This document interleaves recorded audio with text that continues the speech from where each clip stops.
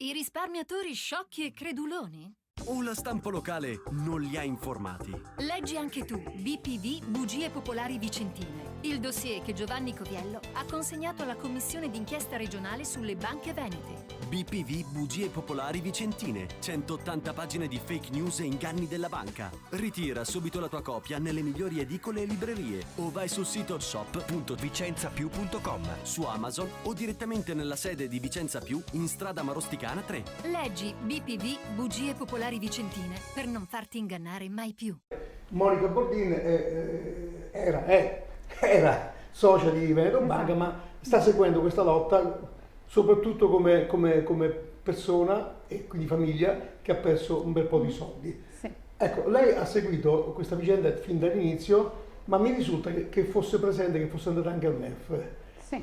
Si è intrufolata in qualche modo. Quindi allora vorrei che più che quello che diciamo noi giornalisti, che poi riferiamo a quello che ascoltiamo, più che i singoli membri delle associazioni che finalmente pare che stiano trovando una composizione sulle proposte, più che gli esponenti di governo che stanno facendo dei passi avanti, ma chiaramente ognuno è di parte, vorremmo ascoltare chi di parte lo è completamente perché è danneggiata. Che impressione ha avuto lei l'8 novembre durante la riunione? Allora, io Ha una grande responsabilità, sta parlando con tanti soci come lei. Io di solito seguo queste cose proprio come testimone e per farmi un'idea personale precisa di quello che viene detto. Io c'ero al MEF, ho sentito parlare Villarosa e anche Bitonci, ci hanno rassicurati sul fatto che loro stanno lavorando per noi e si vede perché un passo alla volta c'è sempre qualcosa di nuovo.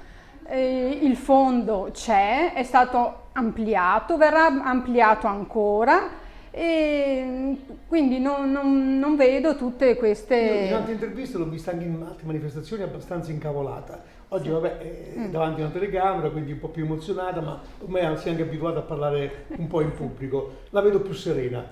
Sì, io mi sento più tranquilla rispetto a tempo fa. Anche perché ho capito certi meccanismi, non tutto quello che si sente è vero e quindi voglio sentirlo dalla persona interessata. Sia Bitonci che Villarosa ci hanno parlato, hanno cercato di fare questa camera di regia per non avere 100.000 persone da ascoltare. E mi sembra una cosa positiva, siamo riusciti a trovarci domenica, a fare un documento più o meno condiviso da tutti e quindi mi sembra che un passo alla volta si va avanti. Perché se si continua soltanto a lamentarsi senza arrivare a un dunque...